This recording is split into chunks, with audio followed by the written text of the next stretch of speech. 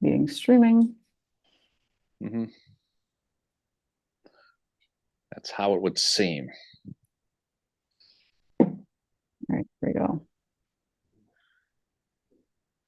Oh, I gotta hit goddess. How can I forget to do that? Half the fun is trying to find out how to get on this damn thing sometimes. Hold I on. know. But Civil War Breakfast Club. Oh my god, they're a pain in the ass. All right. What is all of my freaking? I'm this is going to be a bitching about everything day today, Mary, because my thing's all messed up. All right, the Sounds like diva it. have the diva hath arrived. All right. Anyway, All right. uh, I'm just trying to find the comments here. mhm.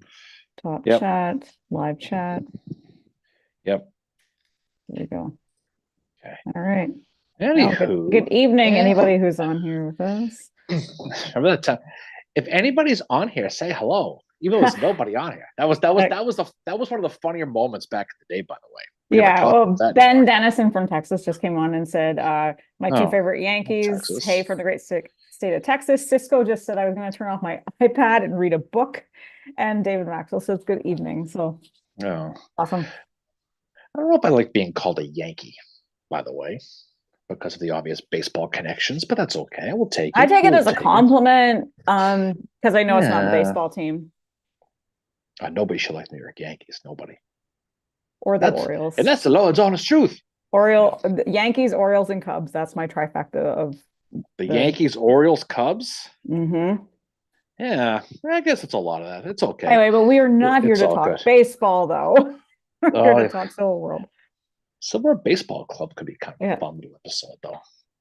Right? Anyway, Yeah. we'll get going with this. We didn't have an episode this week, so but we got some stuff to talk about, and we got an episode planned for next week, and Yeah. we got a bunch of stuff planned recently. We've been spending some time as you finish up graduate school, Mary. We've Hmm. been spending some time getting ready for some episodes, and by we I mean me, in trying to figure out this whole thing the next couple of weeks we got going on here, right? Yes. Well, I mean, we did just record um an episode that's going to be dropping in May, mid-May. Yeah, that'll be fun, and that's a lot of cool stuff. But we Yeah. can have some fun with this today. We could talk about some stuff going on, some campaign stuff. We could talk Hmm. about Manhunt a little bit, that series that Yep. just ended on Apple TV. We could talk about that. We can go in the Wayback Machine if they want to. People want, or you want to talk about Isle Number 10 again. I don't know. Have we done an episode live since Isle Number 10? We haven't at all. No. Yeah. Well, that was a fun thing to talk Oh yeah, it about, was. though. Um, and we'll go with that. James says, hi, last place, Darren. Hi, first place, Mary. That's literally what they're I'm on doing last right now. place, Darren. Red Sox are on last place. That's true. They're second to last, aren't they? They're like a game out, and they're like every team in the AL East is pretty good right now. No one gets to play the White Sox every game like the Indians do. Oof. White Sox have The three White wins. Sox, that's so bad. One of the wins is against the Cleveland Guardians, I which is know. like losing to Stevie Wonder in checkers. But in any Yeah. case, Yeah. there we are today. Anyway, but no, but it's cool. There's a lot of fun stuff going on. But coming into that campaign season, people are out and about traveling, going to some things. We see a lot of people getting worked up, talking about beavers, Mary. Everything's going on about that. Oh God. The Leave it to Beavers. Beaver behind the Crawford Monument at Gettysburg. That's getting everybody their panties in a twist again, which is Yep. always fun to talk about. We But no, evening but Rob Dalby's on here from Western PA. yeah. Hey, what's up, Rob? Awesome. What's going on, man? Rob's a good dude. They're fun. It was fun. No, We they could are. hanging them to Gettysburg this summer again. Yeah. But, Derek just said he was at Adams County Historical Society on Monday. Very cool museum. We were there back in, oh, when was that? Like September? we were just here, friend Timmy. You go say hello to him. Go say Tim T Smith. T T Smitty. No, that's a great museum. That came out of nowhere because they first they were it was talking about that forever and ever, and then it just shows Yeah. up. But they do great seminars out of there. Yeah. They have a lot of great things. What's cool about it is it's not just about the Battle of Gettysburg; it's about the Adams County. So it's got a lot of pre-battle stuff, like a lot of the Indians, like where Devil's Den is now, and then a lot Yeah. of the stuff that goes on after that. And so it's really that's a great museum, and it's just off Howard Avenue of all places, Mary, Yes, it by the is. First Ace Battlefield, right, by off the Carlisle Road. But that is a great place to go if you're in the area with that. Definitely do it, no question. Yeah. Ben just said that you should have known from being down here in Texas, we call anyone north of the Red River as Yankees. That is true. That is true. I was accused of that many, many times when I was living in Dallas, but it is what it is. It's okay.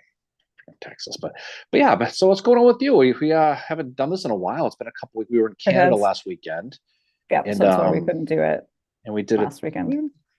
Well, last time we did this, We but know we missed 2 weekends in a row. That's why we're doing the evening edition, and then we're going to be doing one this Sunday because we have something going on Saturday, and we'll get back into our weekend rotation again. But it's nice to do in the evening because you get different people on here.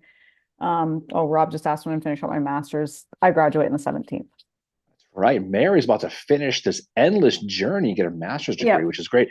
So if people have been listening to the episodes, it's been very heavily Darren centric because Mary's been busy with school, and so she's been putting a little bit, I don't say a little bit of effort into it. She's putting her time into it. Still putting time into it. I've been carrying the ball while Mary's doing her. So, but it's cool. It's cool. A little bit harder to do research. Yeah. So it's great people jumping on here on a Tuesday night. This is pretty cool. We're doing this in the middle of warm weather season. It's finally starting to get here. Right? Yes, finally. It was really nice today in Plymouth.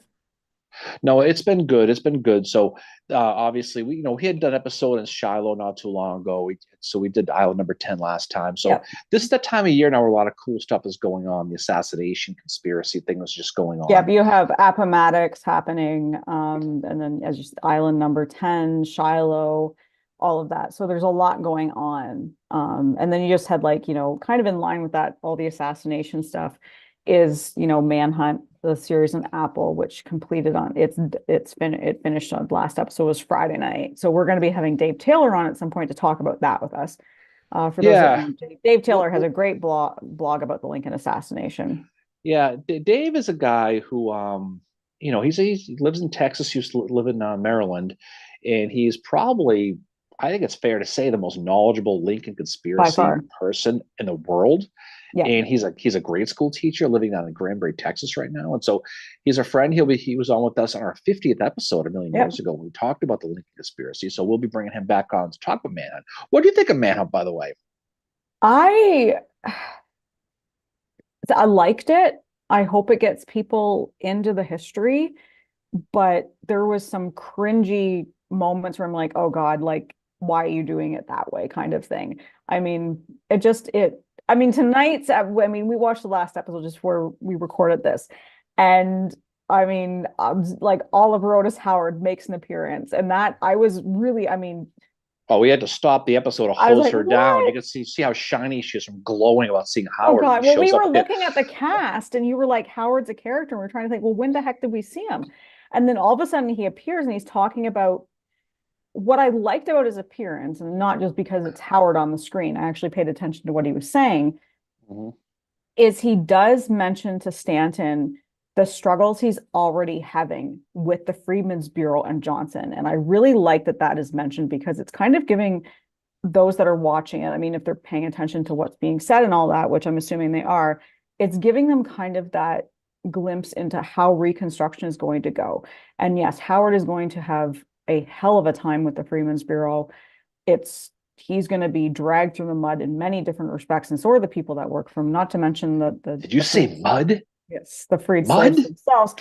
But yeah, there was some I like that Howard was in it, but yeah, there was some really cringy moments. I didn't get as hung up on Stanton as what the Stanton Beard people are. Look, if you study the conspiracy and you read all the books and you read Dr. Cates' book, and you read Weichman's book, and you read Pitch's book, and you read all these books, obviously Kaufman, and you're coming away with the beard is your big takeaway, then you don't really know. That's fine. I thought the final episode, and like we said, we're going to do an episode of this with Dave, was one of the more accurate ones in some ways, but the trial was wrong. The cool thing about the trial was the courtroom was right. They had it perfect. Although the witnesses were not sitting down, they were standing up. It was just it was just, but it doesn't matter, But you had they showed Wallace drawing, which is cool. I'm pretty sure Judge Wapner was in the trial, which they had that wrong. I don't know why the hell. You had specific questions that were wrong.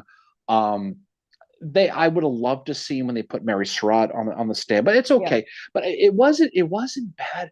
What they got right in that last episode was, and I'm not a huge Stanton guy. I really don't care one way or the other No, I about really him. don't like Stanton all I that I I, much. I think Halleck and and the horse you rode it on versus Stanton personally, Hmm. but it did show how everything went down at the end when you have Johnson comes in, basically says he's going to replace him with Lorenzo Thomas. Yeah. And I was impressed they got the name right because I thought they were going to, because the person who ultimately replaced Stanton was John Schofield.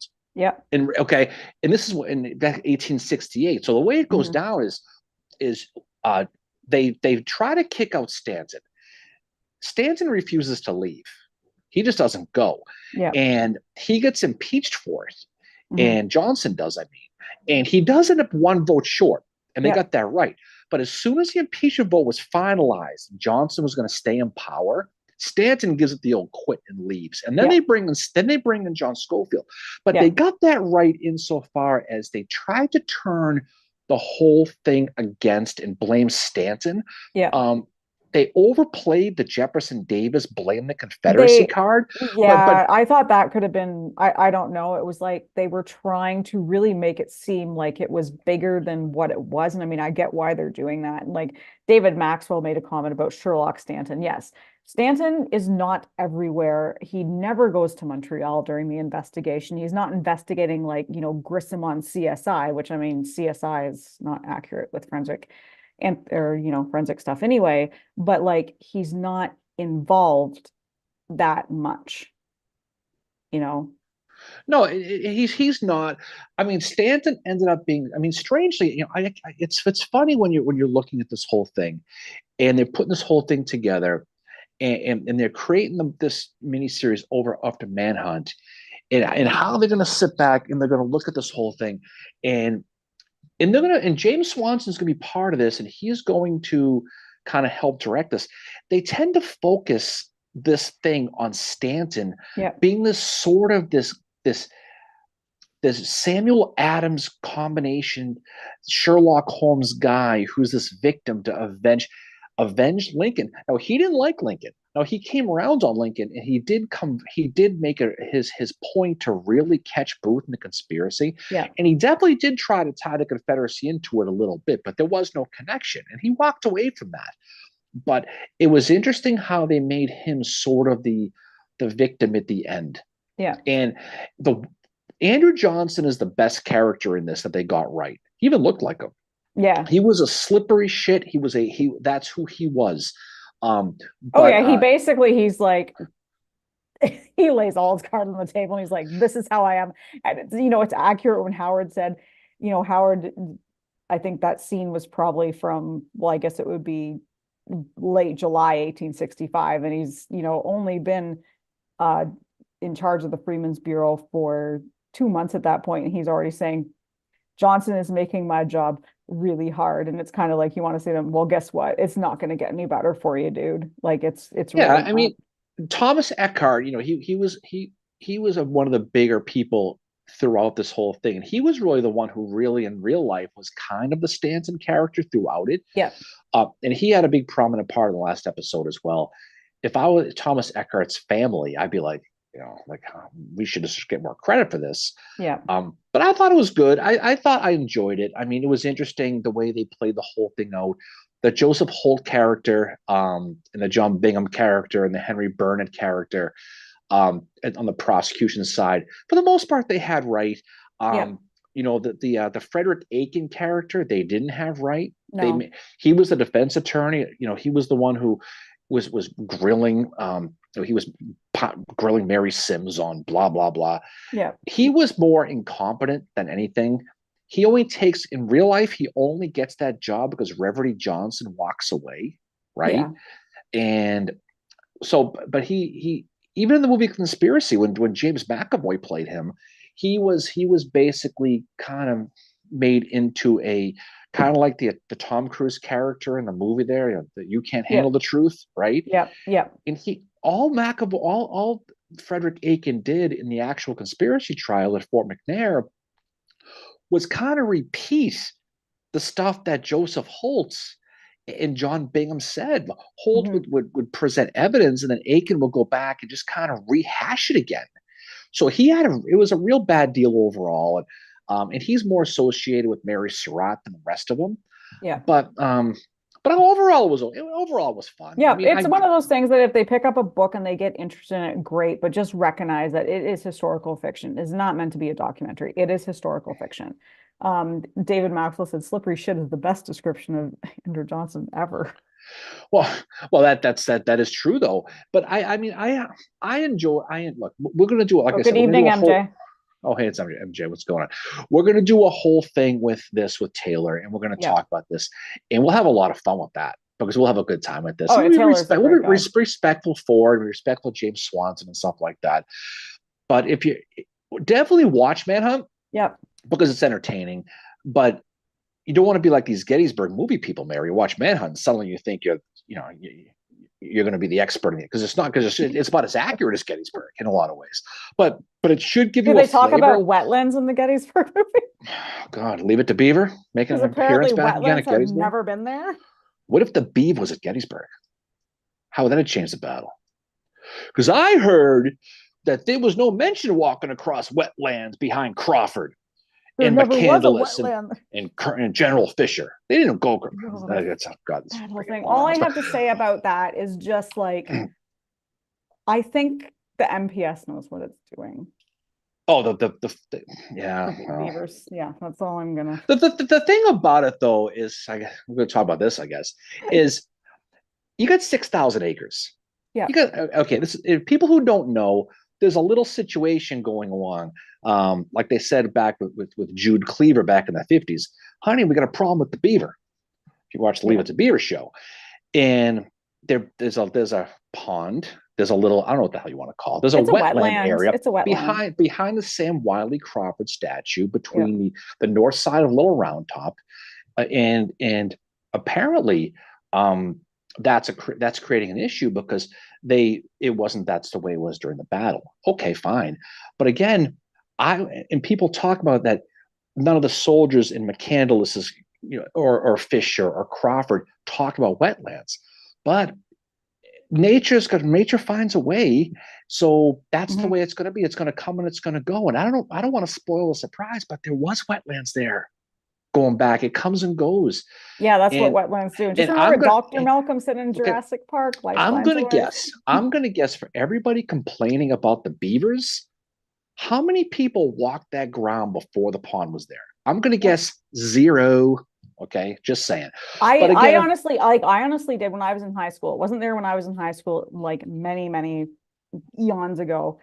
It was not there. We walked it, but nature finds a way, all that other stuff. It just is it's kind of like, I don't want to say it's a funny situation. It's just interesting to watch it all unfold. And I'm kind of like, well, I mean, there's no solution for it. Look, I get it. Okay. The Mozart memorial there is going to be underwater a little bit, but again, what are you going to do? What are you going to do? It's nature.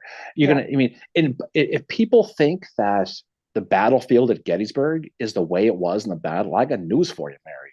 If you were to take soldiers and drop them back into Oak Ridge, who were there in the 16th Maine, they wouldn't recognize it because the wood lines are different places, the fences are different places, all kinds of stuff. So this is what happens. But I mean, it's different now. It's different, but at the same time, you know something?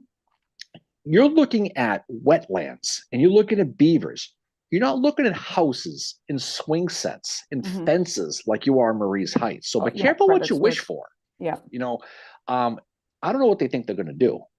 Where will they draw the line, Mary? They're going to take the bears out and the snakes? Oh, I'd be okay with taking the snakes out. Take out the snakes next. The snakes. But it's an interesting conversation. I feel bad for the MPS because they are kind of stuck with it.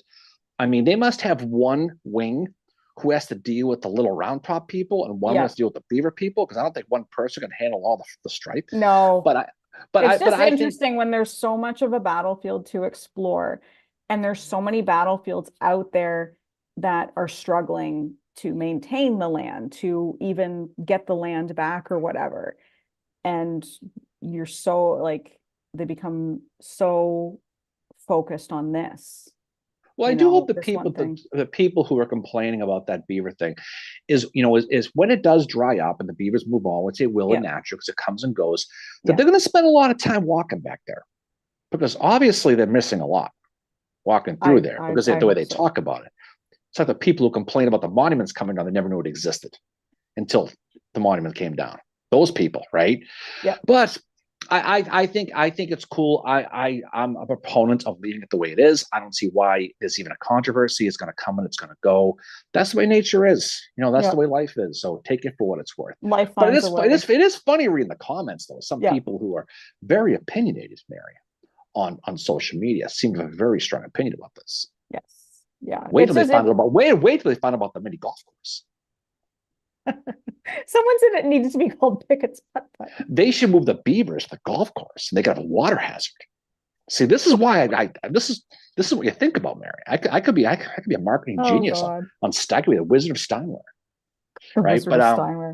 But yeah, it's but just it's one of those things that is popping up that we see and all that, and it's like it's just like it's. I mean, personally, I like going to Gettysburg for the history, obviously, because I'm a huge Civil War nerd.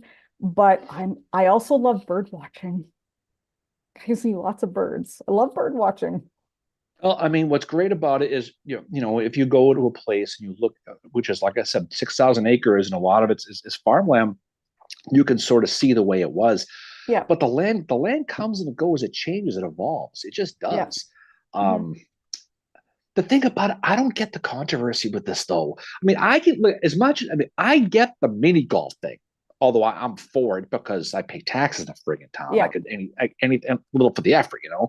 Yeah. But I don't get the beaver thing. I don't see what the big deal is because you know what? It's not like this thing is a devil's den. It's all submerged. Yeah. Okay. It's a place where few people visit anyway. You drive by and you see the Crawford statue, and the average person goes, "Who the hell is that?" But the people who know who Sam Wiley Crawford is, you're usually driving either to Wheatfield or driving to Devil's Den. Yeah. And not a lot of people, and I know people here are probably the exception, not a lot of people are going to pull the car over and do their own get out of the car tour and walk behind the Crawford statue and go stumble through the swamp because that's the way McCandless' guys came down. Oh, by the way, who the hell's McCandless? Right? Yeah. So I think it's much ado about nothing. I think it's people like to bitch, but that's just me. Yeah. But I like to bitch too, so I guess I'm just guilty of it. I mean, Chickamauga has areas that become very swampy, depending on how much rain they get and all that. I've stumbled into a swamp there. It happens, and you go back again, and it's not there anymore. It just depends on the drainage and all that. But you know, it is what it is. It's just one of those things. It's like, okay, this is what we're gonna focus on this week, and then you move on to something else, kind of thing. No, and we apologize to the non-Gettysburg folks. Talk about Gettysburg, but it's an issue on social media. And if you go on a Facebook and you read that, I don't know. I don't get it. I think it's. We had fun with we went back with Matt and Veronica a couple of years ago. We were on their show addressing Gettysburg. Yeah. Remember, Joe, you gave her that coin. I know, because she was Team Beaver.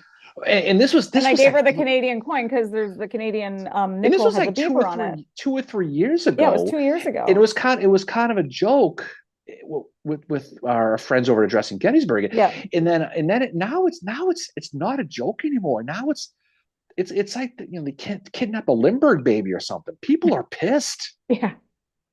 You know. I go on and I kind of see what people are saying about it to kind of feel like I don't really say anything about it. It's you know.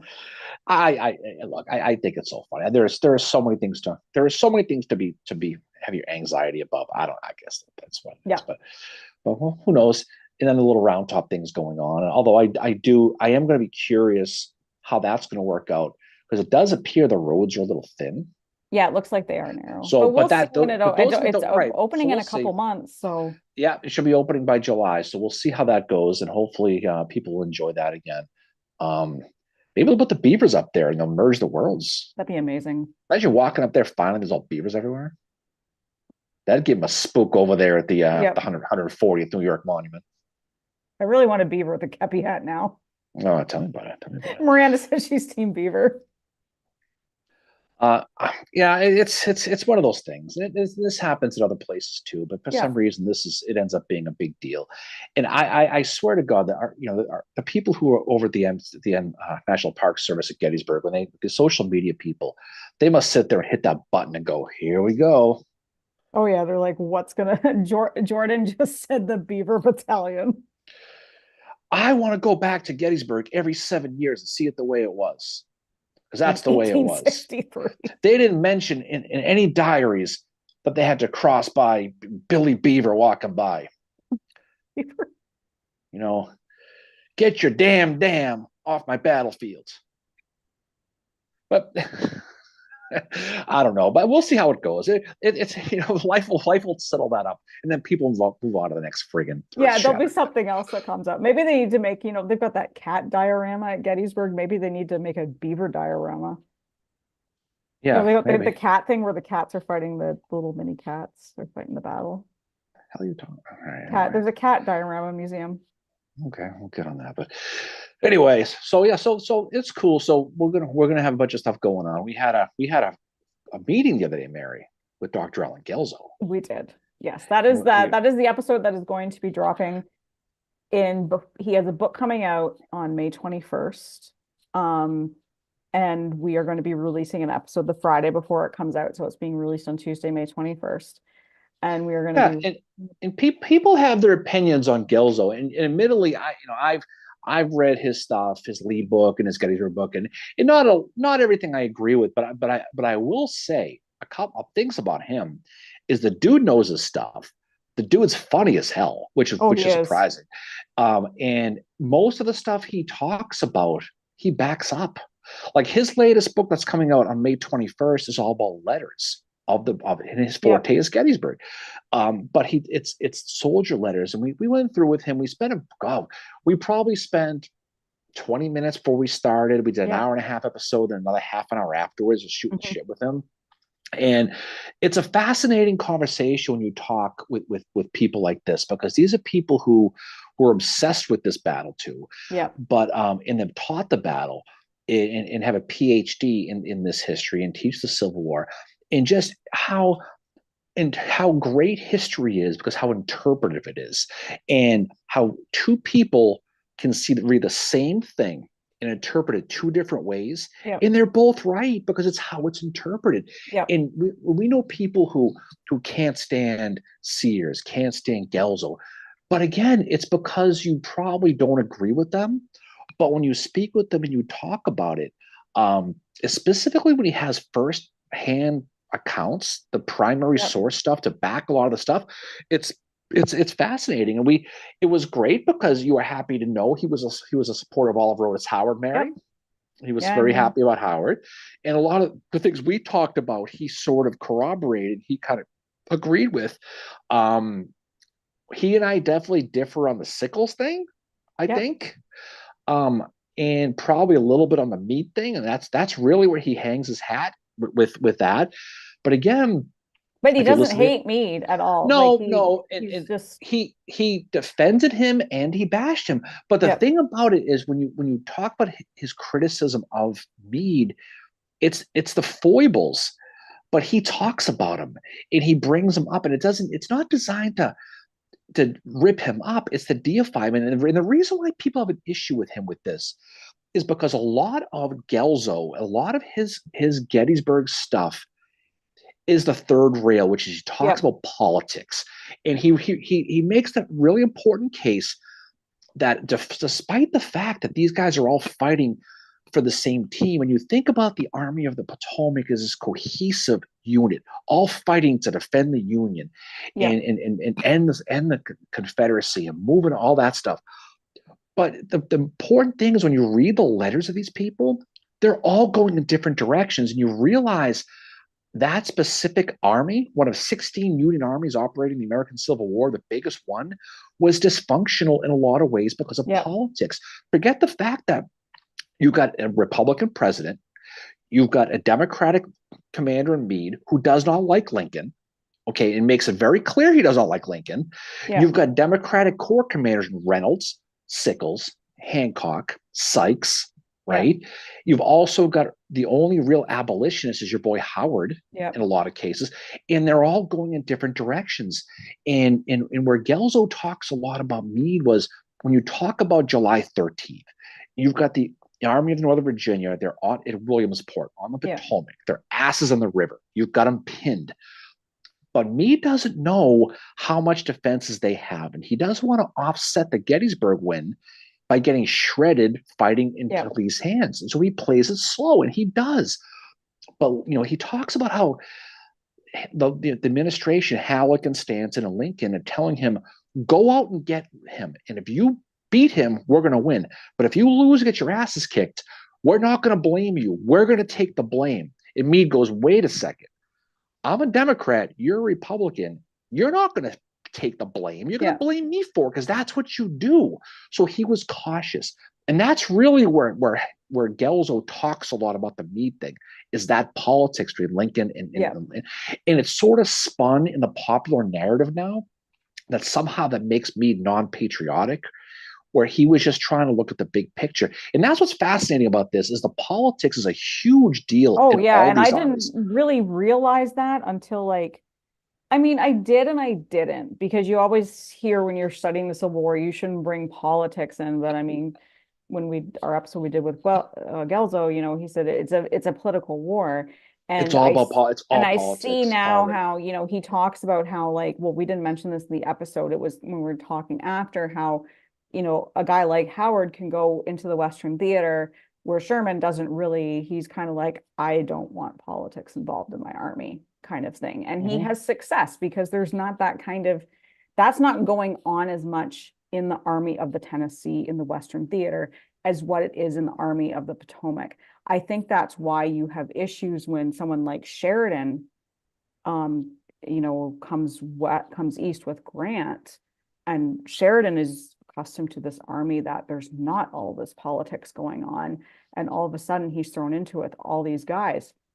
And now I'm wondering if that rivalry between him and Warren, besides the fact that they're probably the two biggest egos in the American Civil War and the Union side, is also somehow to do with whatever politics they had, that they're fighting over that.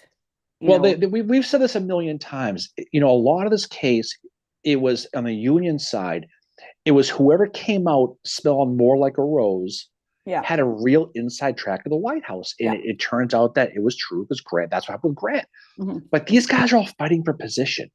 And it's why McClellan is hated by the Lincoln people, because he ran against him. Yeah. And it's why there are people who have issues with Hancock for running against Garfield. It's because this whole thing was all politics. It all was. And it was more so in the East where you had a more political theater. You had guys like Sickles, running to Washington after he gets wounded to tell his story. In the West, they were kind of hidden. They were sort of in the periphery, but they knew that if they did well out there, they were going to end up looking pretty good. But they were in a fishbowl in the East, and Lincoln was really, really micromanaging the East here specifically. And in a couple weeks, a week from not next week, the following week, we're going to do an episode on what are we doing? Yorktown, right? Yeah. And so we're going to be Yorktown, and then Lew Wallace, right? And so Yorktown is interesting because when you look at that battle, which is taking place early in the war at the Peninsula Campaign, and this is really where we're gonna not praise McClellan, but we're kind of bury him a little bit, to quote that whole Julius Caesar thing. You look at how the politics plays into that too, where McClellan's massing this gigantic army in the peninsula. Big Bethel, that whole thing, the Warwick line that runs across the peninsula, where Prince John Magruder, who no one gives credit to, by the way, just say, we're going to talk about this, but if you want to talk about a guy who's underrated in the Confederacy, especially in the peninsula, is Magruder for what he does. And he's able to hold off McClellan by, like a lot of guys I know, embellishing how big things are when they're really not that big. That's what he's going to do. And he's going to make it look like he's got this big army to hold off McClellan. Meanwhile, McClellan is building this monster with 50 plus artillery pieces and 15,000 horses and 120,000 men, all getting ready for this big fight to push on the peninsula to Richmond.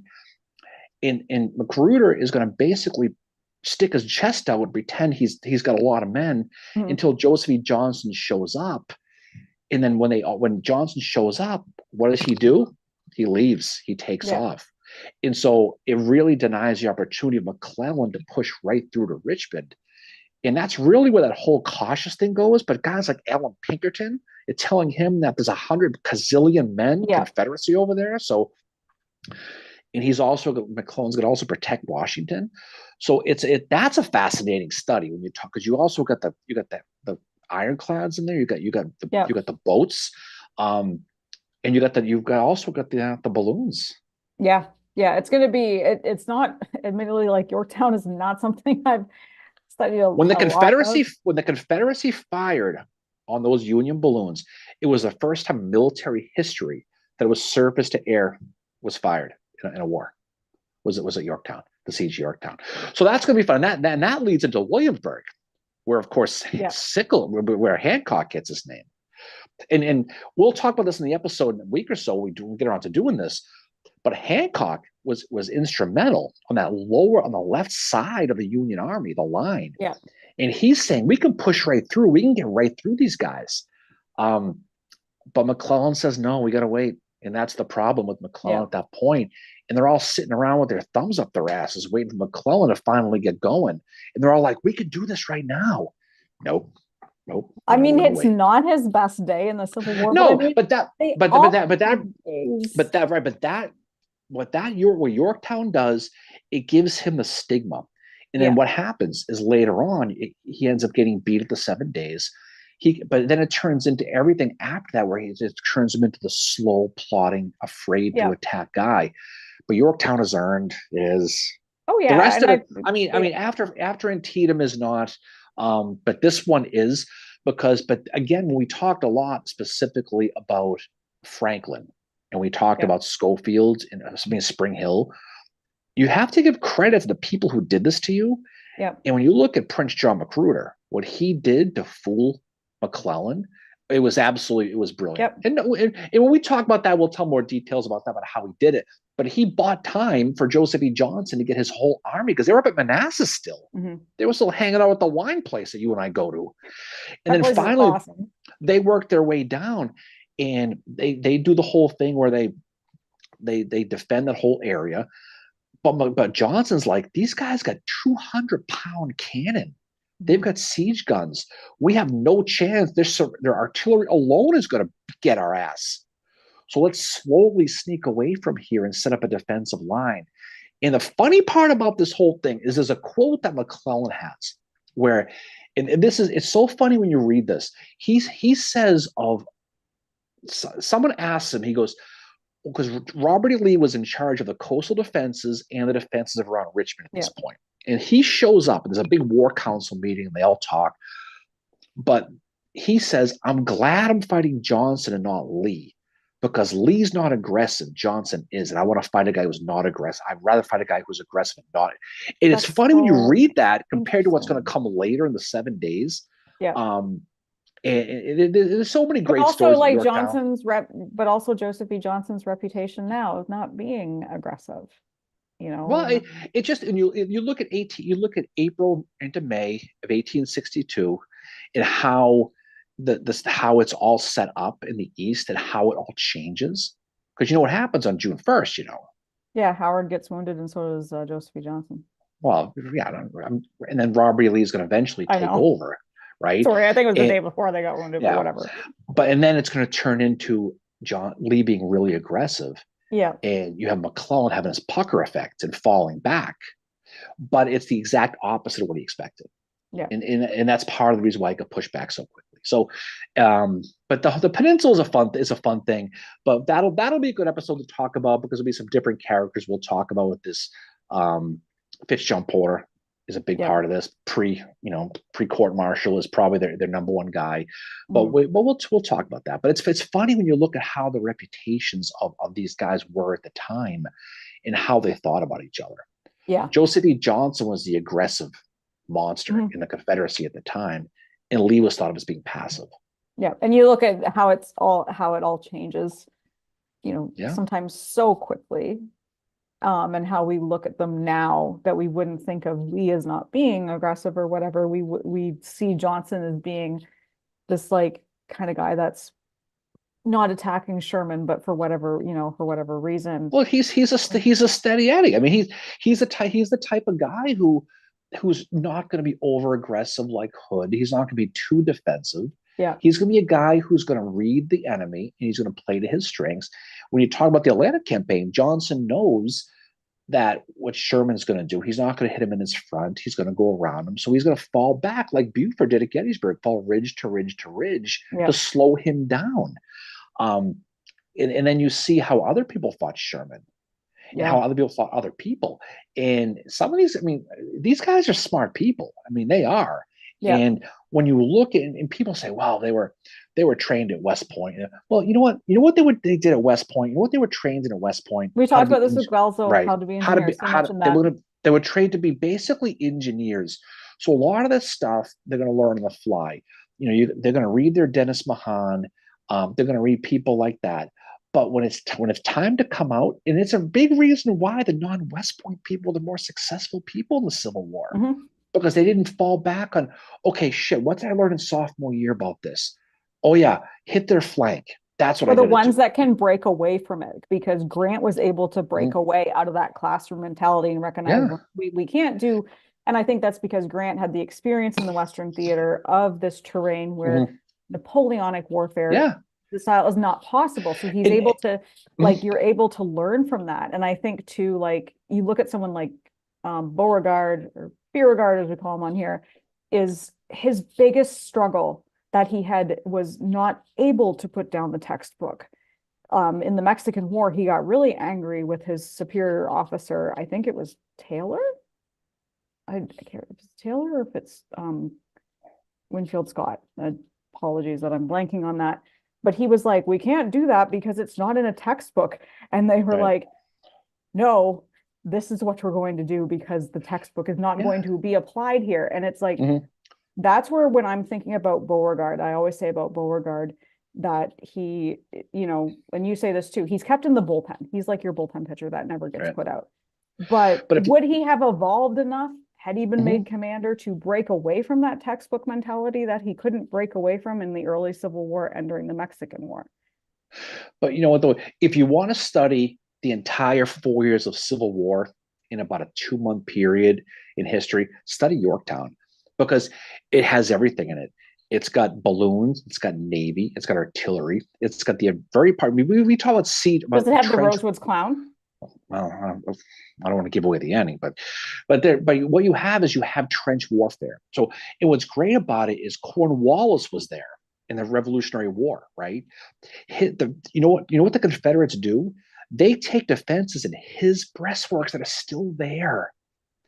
So you have the Confederacy who was fighting the Union in the same entrenchments that the British were in fighting the Americans. It's just, and then you have, and so they get bogged down. They're sieged down. There's a great story about the 1st Minnesota, right?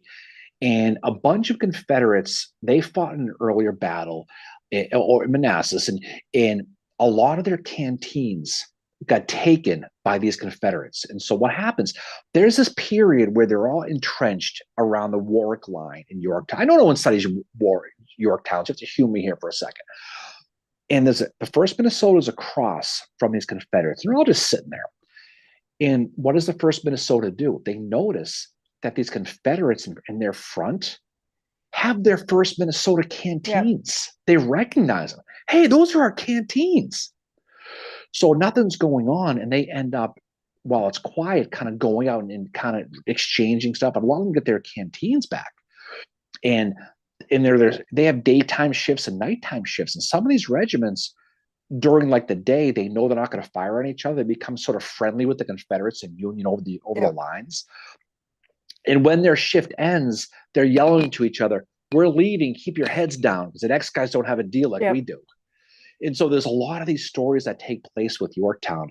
So you've got the trench warfare, you've got siege guns, artilleries. It's the first case of a machine gun Wow. and ends Oh, up here. right. Yeah. Right.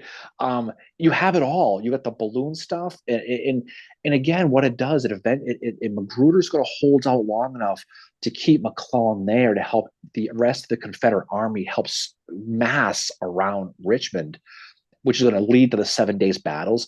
But it's such a cool study. If you've never studied Yorktown, listen to the episode because it's fascinating how the dynamic plays itself out and how well Magruder pantses Yeah. McClellan on this one. It's just one of those cool battles. Cisco just said, "Give us our canteens back." And by the way, Glowjam just gave an update on the socks. He called them the Jindians. Your That's a good one. Socks just took a lead. 1-0. Oh right now. God. Get the duck boats ready, Mary. Get the duck boats ready. And then David said he needs Cleveland to lose. Oh, they just took. Oh, that's right. He's a Tigers guy, but well, who knows? We'll see what happens. I guess over the Celtics now because the Bruins suck and everything. Well, I guess the whip didn't mean much for our pitcher. Well, I guess not. I guess not. No, David said, and then Prince John exits stage left.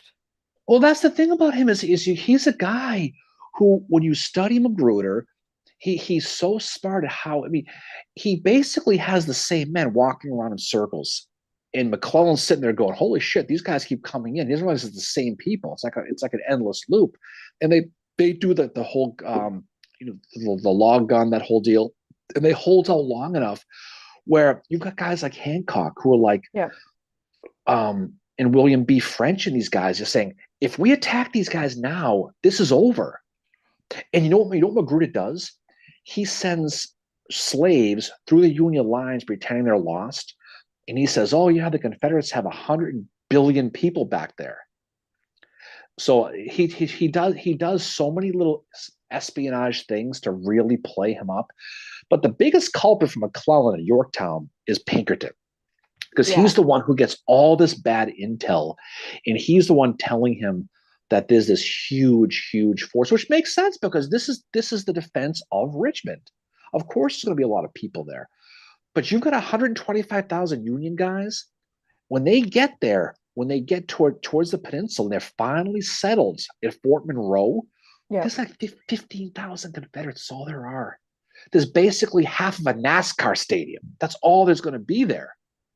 Wasn't there an episode where you said that they came up over the ridge and there was a bunch of NASCAR fans? David Maxwell just said Little Mac has a problem with math and Quaker guns, and we were just updated on the game. It is now 1-1. Oh wow! But the thing about it though is that if you're McClellan, your number one job is to really help defend Washington. And it's why Irvin McDowell is where he is, and he wants to bring guys back to help finish off this siege of Richmond. But he's getting all these mixed messages from all these different people. You can't blame McClellan for believing there's men in front of him, but he's like waiting for the perfect moment. It's like if you're watching hockey, when they're passing the puck, and they're just not shooting. They're waiting for that perfect goal when you just want to yell, "Shoot the damn thing!" He has the opportunity to push back, but he's waiting. He's waiting for his artillery. And he sets up that line on the Warwick line, which is a river cutting through the peninsula, with all this artillery that's going to rain pure hell on the Confederates. And he doesn't get a chance to do it because by the time he does, Special Order GTFO is issued, and they all fall back. And they're all standing around waiting to attack. And if he would have attacked a couple of days before, if he was ready to go, they're going to destroy Johnson's army, destroy them. Numerical advantage, artillery. You've got Navy gunboats going up and down the river, and you've got the CSS Virginia, who's going to be involved in this too, like the ironclads is going to sail through the supply lines and wreak havoc on them. What Magruder does, what Johnson does, is so smart to keep McClellan wondering just long enough when they realize that we can't defend these guys, we got to fall back. And he fools them. He does. Yeah. He does. Like I said, I've not studied it much. Oh, it's a fascinating siege. No, I know. It's one of those things. It's like when you're like me and you're stuck. Like, I shouldn't say stuck, but like when you're so focused on the Western theater because you think that the Eastern has enough people studying it, Yeah. And I mean, I really like McClellan. I've grown to really like him in the 4 years, as we were talking about earlier, that we've been doing this podcast. Yeah. Because we listen, like, Because once McClellan realizes they've fallen back, at least at Williamsburg, yeah, which Hancock gets his superb nickname. yeah, But then when he kind of has them lined up again and finally ready to go, guess what happens? Jackson's in the valley causing problems. Now Irvin McDowell's gone, and he's going to be sent. So he loses a whole division, which offsets the numbers again, and it screws the whole thing up for him.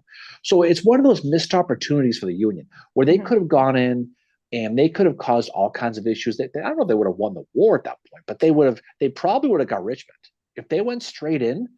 If it was Grant back then, if Grant was 1864 Grant here, yeah, but he wasn't 1864 Grant.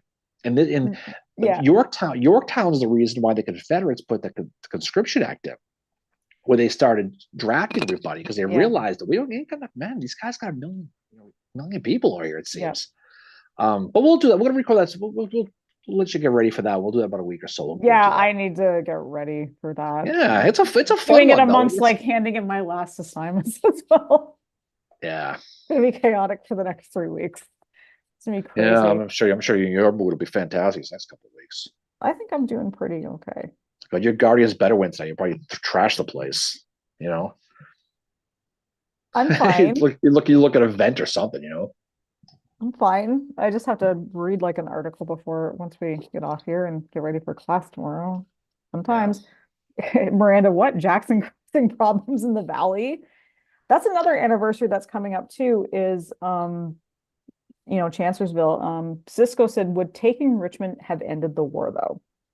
That's the whole debate. And that's the whole thing, is like, would you have wanted the war to end at that point? Because I mean, at that point, it was capture the flag. It was in Lee, and this is where Lee got everything wrong in Overland campaign. He's still thinking, capture the Queen. If we capture Washington, we have to defend Richmond. Would it have ended the war? I don't know. I mean, if they would have bagged Davis and bagged the whole Congress, it might. Who knows how it would have been? It might have turned into a guerrilla war at that point. Yeah. But at that point, they were thinking, if we take Richmond, this could be over. I don't think it probably would have been, but that's how they were thinking early. It turned into armies defeating armies later on. Yeah. But at that point, Lincoln was hell bent on taking Richmond. Yeah. Yeah, and Frank said technically they took Richmond on April 2nd, 1865, but the war wasn't over at that point. No, but you could see they would have. They had Jefferson Davis on the run. According to Manhunt, he's getting ready to kill Lincoln. He's doing that whole thing. Yeah, I don't know. I was like, do you know that Jefferson Davis was actually seen in the grassy knoll? He was in Dallas in 1963, according to the Manhunt show. God, that's so bad. When they mentioned them, I'm like, no, but I don't. That's the whole thing, is that at that point it was capture the capital, and that was going to be the end of it. But it probably wouldn't have been. But the army of the Confederate Army at that point, and they're going to get the Army of Northern Virginia at this line when they merge the armies. Yeah, it would have put them into shambles, because they didn't get their groove together for a while, really, until Lee took off. But again, like I said before, the Army of Northern Virginia is one of 22 Confederate armies operating in the Civil War. It's not the only one. So that's why if they defeat them, who knows what's going to happen? You still got everything else going on out west. Yeah. And Jordan just asked, was Jeff Davis wearing a dress? That's a miss. No, he wasn't. I mean, it's one of those things that was perpetuated. It's a funny story. It was perpetuated by the media. He was wearing Verena's shawl, but he was not wearing her dress. And that was one of the things, like in Manhunt, he said, "Oh, I've resorted to wearing my wife's clothes," kind of thing. And it's like, oh, God, here we go. He's in camp, and what happens? She's with him, right? And they try to sneak him out, but she takes her shawl and she puts it over him, and they just try to like walk out, like, you don't want to be conspicuous. So you don't want to run. You want to sneak out like you belong. And they're like, "Oh, let's just take a walk," and they got caught. But the Union military, the media took that shawl and turned it into, the Birdcage movie. Yeah, that would be amazing. But that's what they turned it into. That he was turned into RuPaul trying to sneak away. Yeah, that's you going to know? be a meme. Oh yeah, but that's what happens, and so and of course, but politically and doing that whole thing, of course you want to paint the villain as is the most Yeah, the most non-masculine thing as possible. yeah. This guy's a chicken shit. He dressed up as a woman to sneak away, and it's completely uncategorically not true, but it's It's propaganda. one of those myths that propaganda and all that and media driven. And also in Manhunt, Stanton makes a remark, oh, it's like when Lincoln snuck through Baltimore wearing a woman's dress. He never did. He was wearing like a Scottish cat. He was In a leather never in a jacket. yeah, he was Basically, he never was in a the dress. Fonz. Yeah. Could you imagine? Hey, yo. Hey, no, he wore a Um, leather jacket and he yeah. wore a hat and he was trying to on the train sitting there. And I don't know. Michael says McDowell had a corps which was supplemented by federal troops from the valley. He was poised at Fredericksburg, ready to march south when Jackson started his valley campaign. And so Valley campaign's going on. You've got Kernstown, and then you end up with this threat in the valley. And Lincoln says, "Well, I better send some people over. I'm going to send McDowell over. Should I tell McClellan? Nah, he probably doesn't care." So he wakes up and he's like, "Dude, where's my division?" Where's my They're division? so and then now That needs to be a meme, dude. Where's well, my division? yeah, but he's thinking, I don't have enough guys anyway because Pinkerton's telling me they got all these people. Now I lose a bunch of guys. What the hell am I supposed to do? And now they get pushed by Lee on the 7 days. No help to Jeb Stuart, who's God knows the hell he's doing in this whole Getting his situation. name in the papers. And Stonewall Jackson too, right? Out there in the valley. So it ends up with this thing all falling apart. McClellan falling back through heading back towards Washington again, and the whole thing falls apart. It was clearly a missed opportunity, but a lot of it was because of Magruder's stalling him at Yorktown. And that's the thing is Yeah. when you look at how important that battle is, and nobody studies that battle for whatever reason, it really was the big one that put the cramp in old McClellan's junk Yep. to slow him down. There was this speed bump we've talked a lot about, kind of how Lew Wallace did in Monocacy. That's probably a pretty good comparison. Yes. Yeah, he's trying to slow them down. Miranda said And he does. The cartoon of Lincoln in a kilt at the time was hilarious. Yeah, they had Lincoln in a kilt. It was really weird. Well, I mean, you look at some of the newspapers and some of those Harper's, all the stuff that's going on back then and stuff they would come up with. You could look at the newspapers and see some of these cartoons. I mean, we were talking politics a little while ago, is how political the newspapers were with the Democratic theme versus Republican themes and how vicious they were. The cartoons at the time were so vicious as well. Well, look at some of the Lincoln ones, the tyrant with the crown and the stuff. Yeah. And so that's the way it was. And it's not like you've got all these sources. If you're in a Democratic town and this is all you're really reading. Yeah. And as the war went on, the North became more and more and more Democratic. So by the time you're heading into the Gettysburg campaign, New Jersey and New York have Democratic governors now. Pennsylvania has a Democratic Congress. And if you're Lincoln, you're seeing the support in the North disappearing because they're electing Democrats, these peace Democrat type people, to end the war. So you see the clock counting down on him. Oh, and throw in, by the way, now you've got a Democratic head of army, like a commander of the army, and you can see how all this politics plays into as the war goes on. And that's what's cool about it is when you really get deep into the politics part of this. It is a fascinating. It's really, really fascinating. And David Axel mentions like the Lincoln Presidential Library Museum, and I was thinking about this just now too. The Hall of Whispers exhibit, which is about the media, is really like it's disgusting and it's very It's also powerful because you're like, wow, you realize the power they had, and then Cisco said the newspapers were out of control. Like it was just like in the Hall of Whispers is really something at that. And that Lincoln Presidential Library Museum is an amazing place to visit. Not just, it's not just Abraham Lincoln, it's about the Civil War as well. Oh, and they were of his life. There are pockets throughout the South that didn't want the war to go on. They didn't give a crap about any of this. Mm-hmm. Free State of Jones is a great movie to talk that really goes into this because it explains how a lot of the stuff how the whole thing goes. And a lot of people just, like we talked about the state of Maine, they just want the war to be over. They don't Yeah. care. They don't Well, it's care like about the movie slavery. Copperhead. Yeah.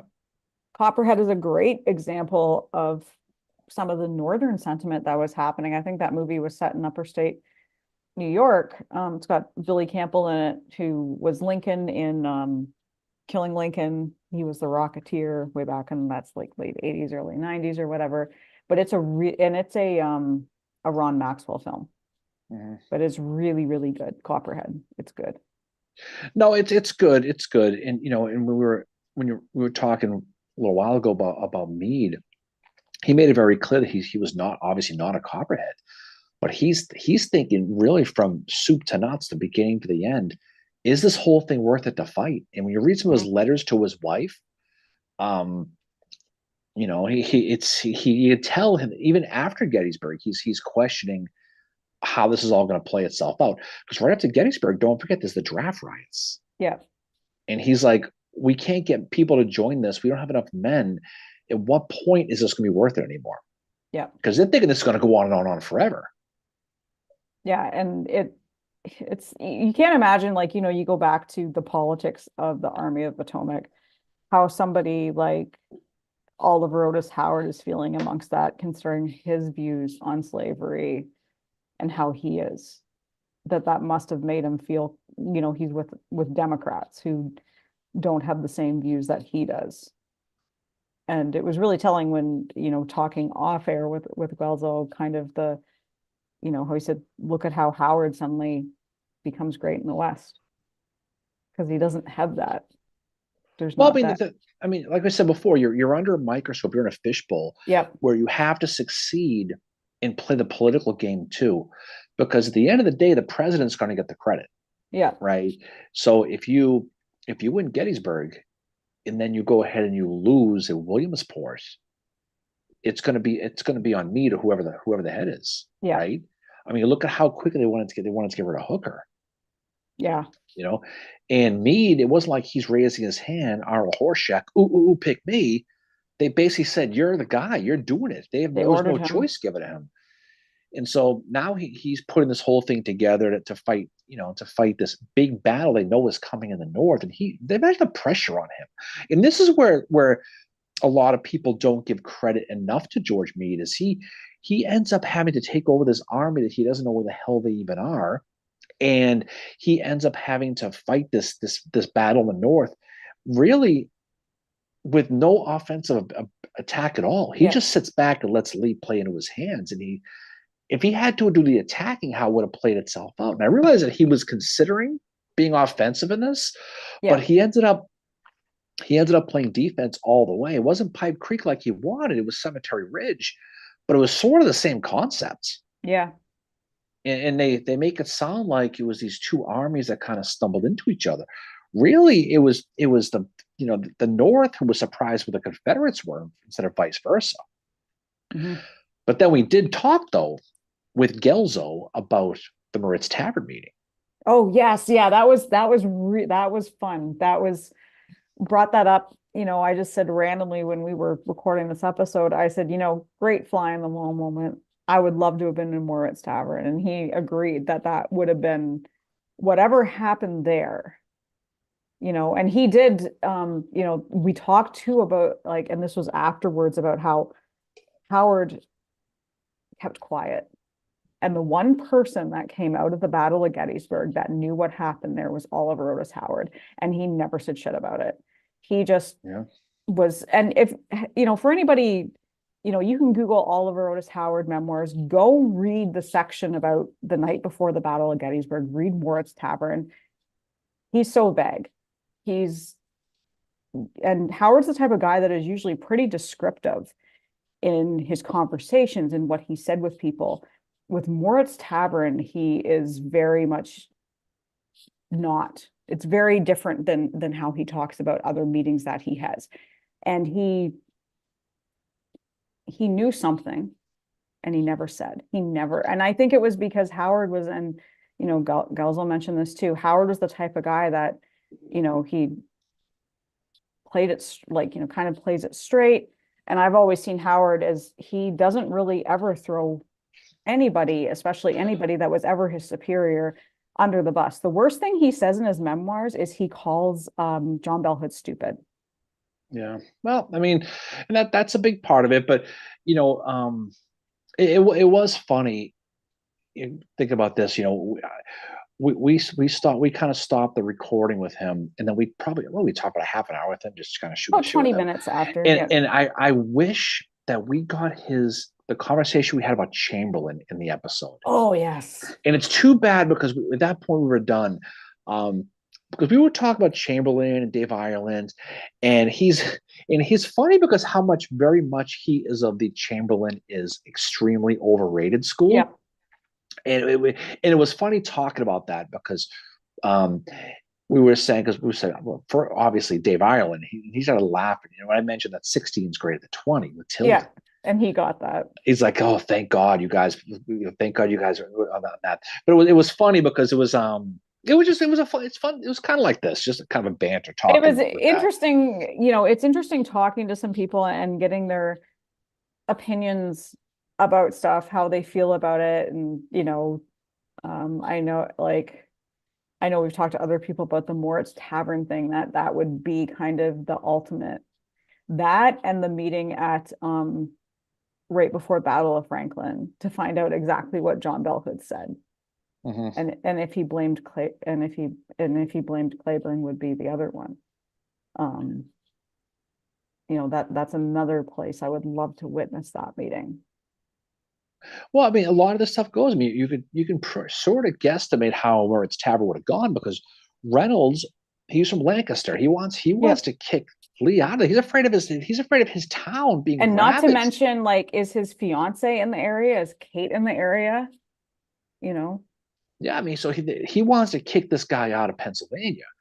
And Meade's talking about setting up this defensive line on the Pipe Creek line.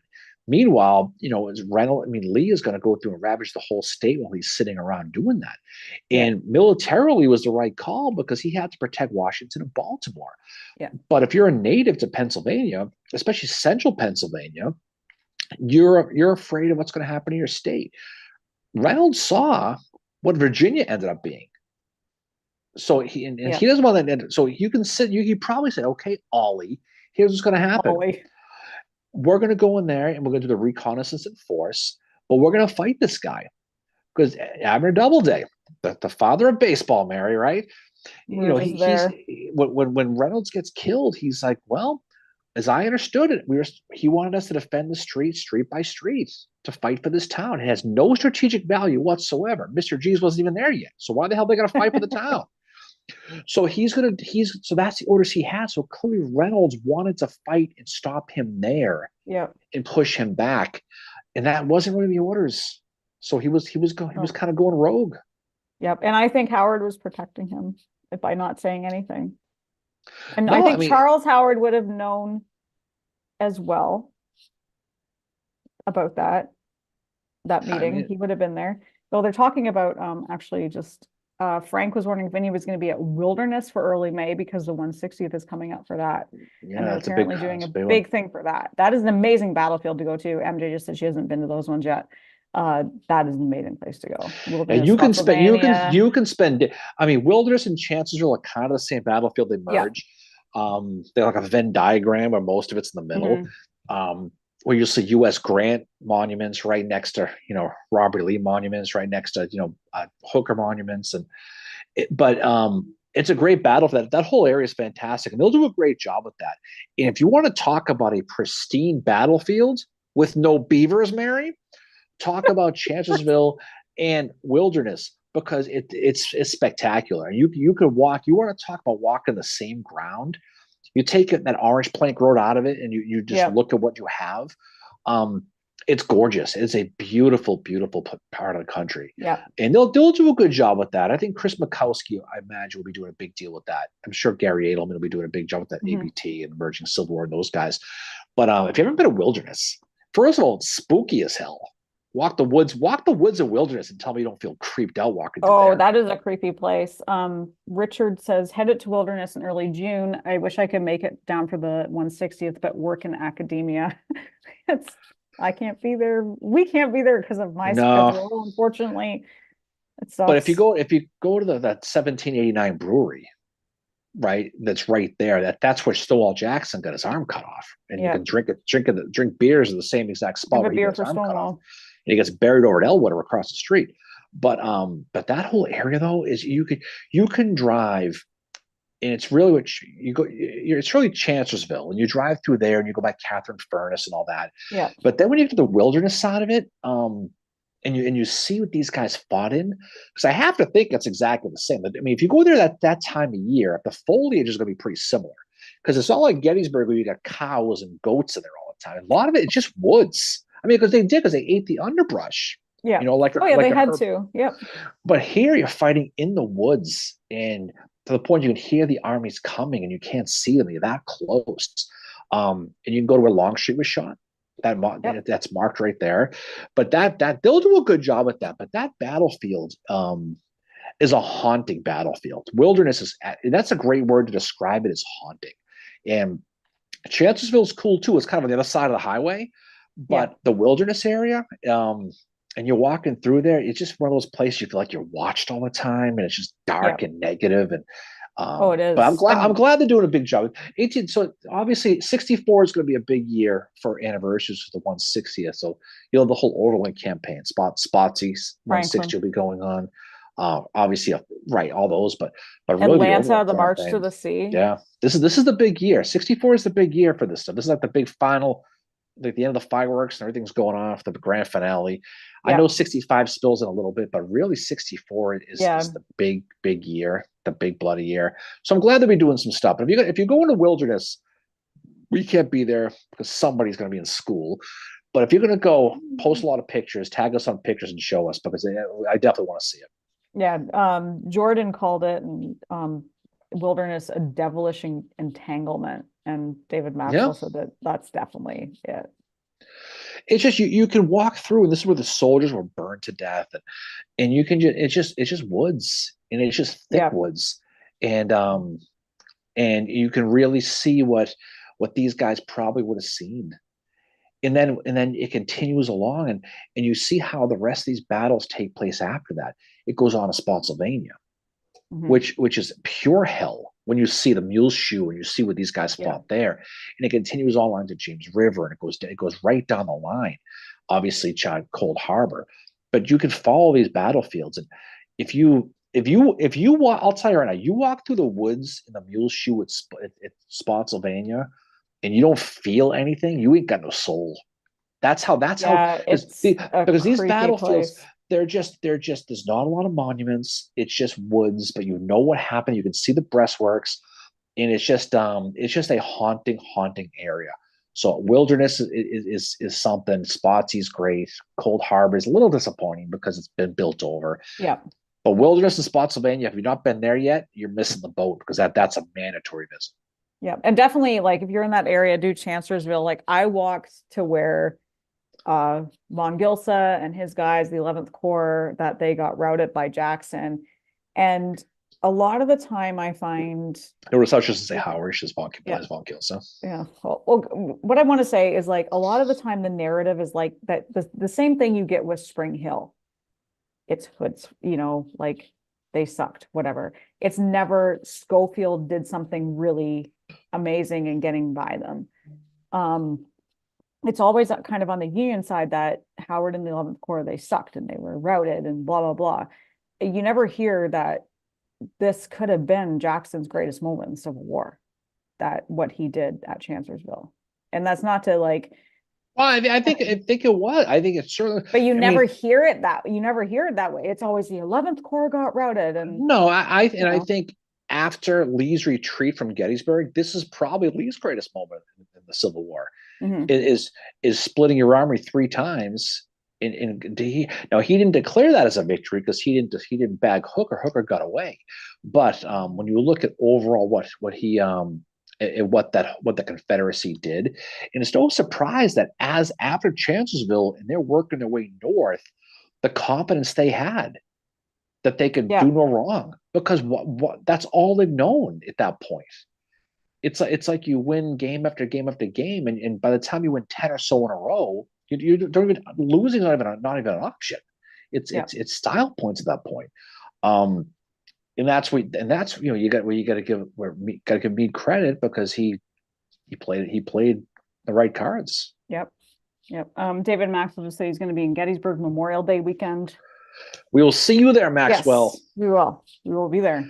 Dave and I did a little boys trip, Mary. We went over to South Calvary Field that day. I don't know what you were doing that day. I was doing schoolwork. Probably sleeping one off probably.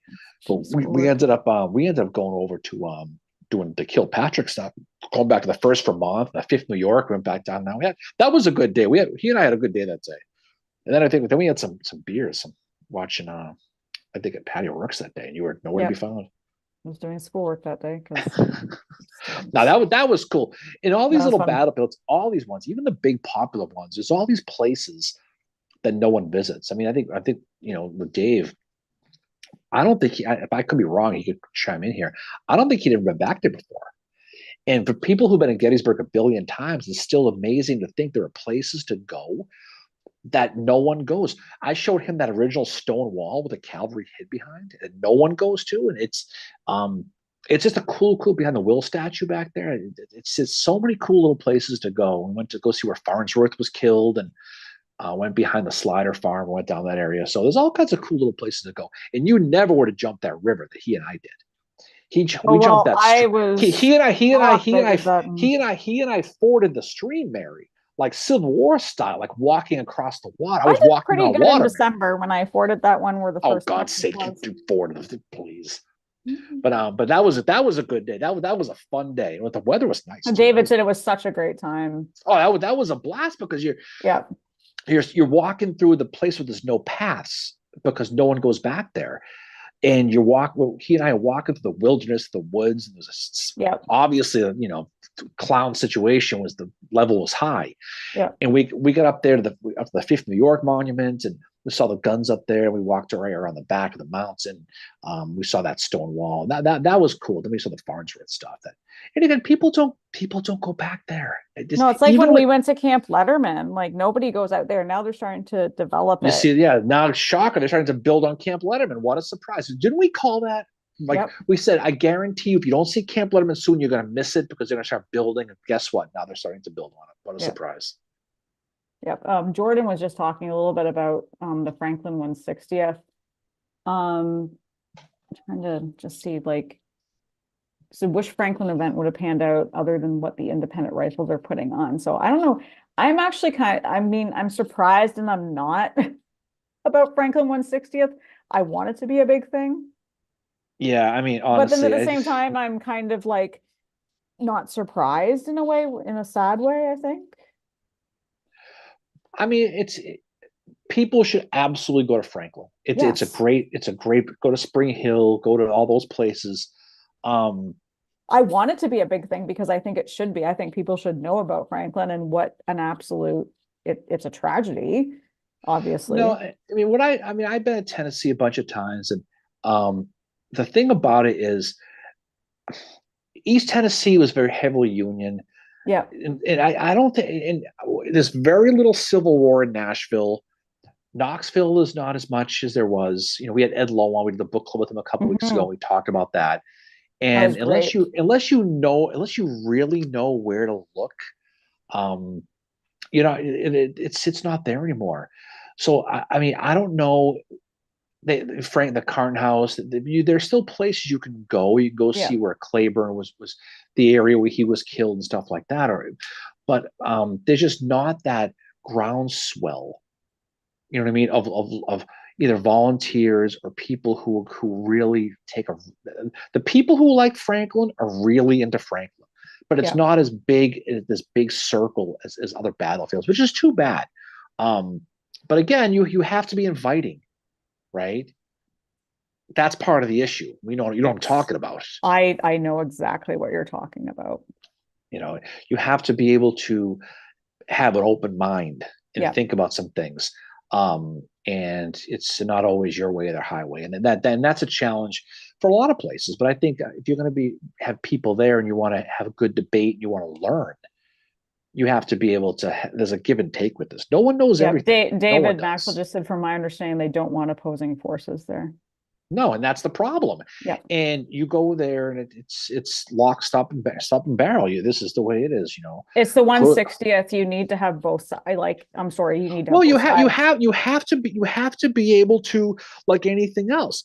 You have to be able to talk about the good, the bad, and the ugly on both Yep. sides. You've got to be able to sit there and realize, yes, there are there were 6 Confederate generals who ultimately died. Okay, one gets more popular.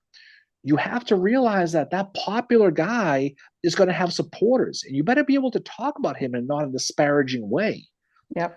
right? And that's the problem. And you also have to Um, recognize that popular guy is not the Chamberlain of the South. He's was not able to write the way Chamberlain did because he didn't.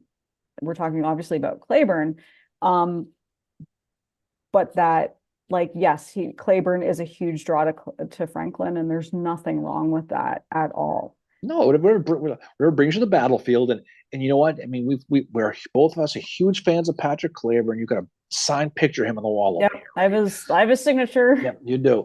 And it's he's but there's a lot of people like that. Whoever you gravitate to is what you're gonna like. But you got to be open to it, and Mhm. you can't. I don't know. I don't want to disparage anybody, but you have to keep an open mind with this stuff. If Yeah. you are a huge fan of Longstreet and you go on a tour at Gettysburg, and the tour person is a big Lee guy and spends the entire 2 hours ripping on Longstreet, you're probably not going to come in with a good experience, No. right? Sometimes you got to read the room a little bit, and you have to be able to play to the crowd and help and realize that sometimes what you think might not be the 100% answer, but that's a challenge for a lot of things. But Yeah, definitely go to like Franklin. Franklin's a great place, and the 160th. I hope they'll do a good job with that. I'm sure they will. Um, but that's the thing. yeah, Jordan said, I think they're doing in Confederate um impressions. Croker Mess is falling in with the independent rifles as the third Mississippi. So there's some stuff I think going on with the Franklin 160th that hopefully they get it sorted out. Hopefully it can be something that everybody can go and enjoy. Well, I You mean, I know, think it's probably going to be kind of like the Fredericksburg 160th a couple of years ago, where our friend Ski, who lives down that area, and they had some stuff and it just wasn't a big deal. Because yeah, I just don't think that that there's a huge interest as much as we want there to be in a place like Franklin, like there is in yeah. like Fredericksburg, where the big boys, the Gettysburgs of the world, Hmm. the Antietam's, the Shilohs, get a lot more press and a lot more sexiness, for Yeah, better for worse. And it doesn't mean that Franklin's less important than Shiloh or any of that stuff, but battlefields resonate. Like I said before, battlefields call to you. You right. yes. So if you're a Gettysburg person, or you're an Antietam person, or you're a Vicksburg person, you're going to be more interested in those battles. And some people just don't I don't want to say don't care, but I think they look at those other ones as small, or I don't want to say insignificant, but small ones. But that's how we always talk about these little ones. We try to bring awareness to these little ones, Yeah, because Jamestown, we mentioned a little while ago, it is for most people, it's a Rev War battle. It's yeah, Cornwallis fighting Joe, but it is one of the more significant Civil War battles in April or March, April and May, a siege that's going to keep Richmond protected, yeah, because of Prince John Magruder, Joseph E. Johnson, James Longstreet, all these guys who are going to slowly all converge in to slow. And who knows? I mean, we were saying before, it doesn't mean the war is going to end, but I mean, if Richmond falls, who knows what happens? yeah. Literally, right? And because of guys like Magruder, they were able to hold the line. The Union kind of has their Empire Strikes Back moment over at Williamsburg a little bit, but Empire the problem is that it's slow. It's a slow plotting process down the peninsula. Yeah, And then when Johnson gets shot and Lee takes over, they flip the narrative to offense, and McClellan's not ready for it, and then everything changes. But it's all because of Jamestown, how he slowed them down there. It's all yeah, because of that. And so, and how does that change history? What if McClellan pisses right through it, right? yeah. He's the hero. He could be George Washington, or one of these big. He would have probably been presidents. If Hmm. they seize Richmond, the war ends right there because of Little Mac. Can you imagine? Oh God, he'd be so popular. He'd be a top 5 U.S. president and a top 3 U.S. general. No one even hears of U.S. Grant if he takes Richmond. Yeah. Potentially, I mean, maybe we're wrong, but that's what they were thinking at the time, and all because of John Magruder slowing him down and keeping him where he was and making him think that they were larger than they really were. Yeah. Slowed the line long enough for Joseph E. Johnson's army to come from Manassas to give them a defense and slow them down. And that's what's great about these little battles. Is there's not a big battle, not a lot of huge casualties, but these are the ones that get you, right? Oh yeah. These are the ones if you don't focus on it, um, it's in the big picture how important they were. Yeah. David Maxwell mentions Greenfield Village, 50 years of Memorial Day being Civil War days. It's gone now because the war is problematic. Well, I mean, And look, that's a I mean, museum saying that. yeah. I mean, look, we've talked about this a million times. You and I were in Canada last weekend. We went to go Yep. see Solomon Secord's monuments, and it Gone. was gone. But I mean, admittedly, it wasn't gone because they took it down. It was gone because they were redoing the neighborhood, and they're going to find a place for it. But these are people. When you study some of these guys, um, these nameless dudes who no one really pays We're probably going attention to do to. an episode on Solomon Secord. It'll be a shorter episode, but he was a guy he's Canadian. He's the nephew of Laura Secord, she was a female spy for the British. I guess that's what you could call her in the War of 1812.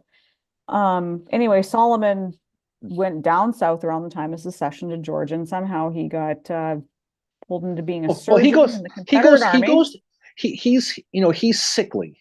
Yeah, So he goes to Georgia like a lot of snowbirds do nowadays to go to the warm weather from Canada yeah, to be held.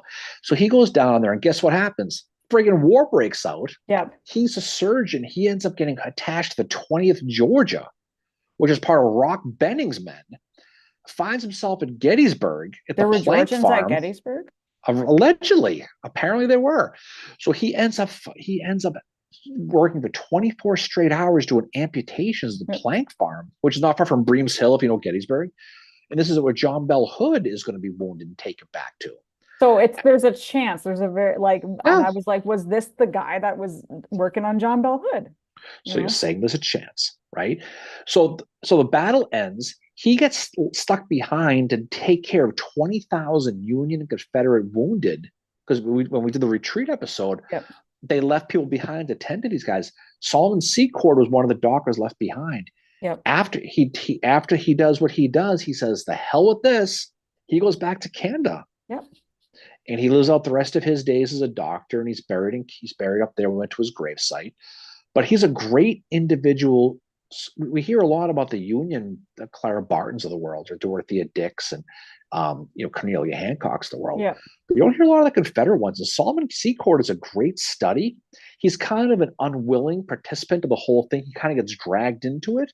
Yeah. But he does what he has to do. He's got an oath, right? Yep. But he ends up going back to Canada.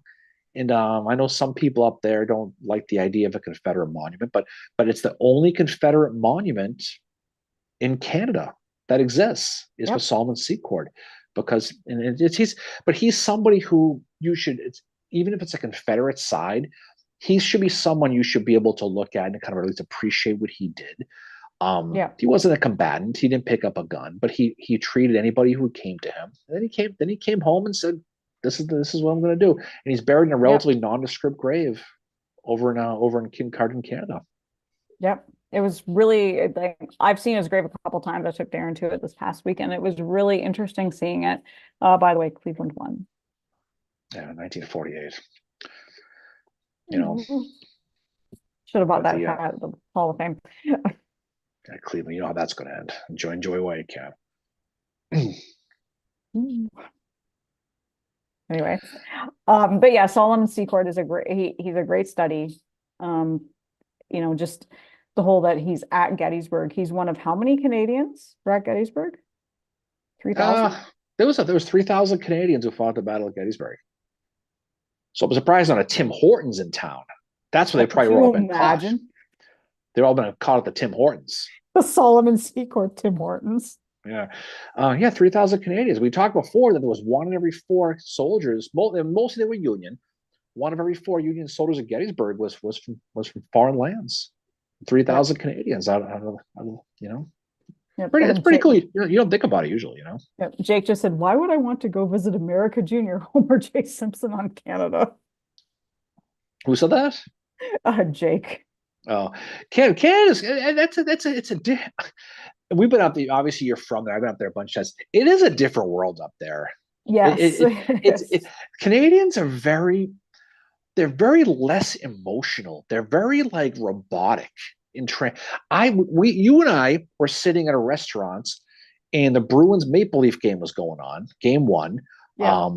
And it was kind of like, normally if that was here, people be watching the game and get all fired Yeah. up. They're all kind of like, so Mhm. it's very much more laid back up there. It's just Yeah. compared to here, it's definitely a different world. I love going up there. It's pretty cool. Ontario's fun. No. Yeah. No, I like going back to visit. I'm quite happy to be here now. Yeah. But yeah, like Solomon is he's an interesting study.